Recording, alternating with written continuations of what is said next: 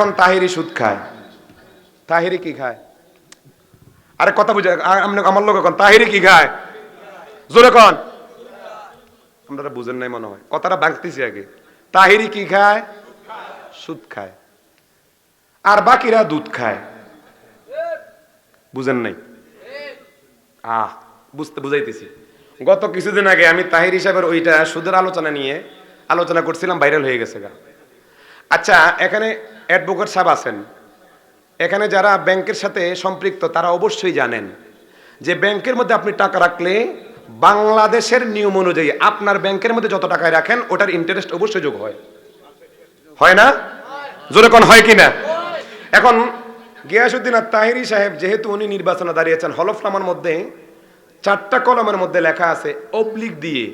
একটা হলো আপনার শেয়ার ফান্ড, আরেকটা হলো জামানত আমানত, আরেকটা সুদ, এভাবে লেখা আছে।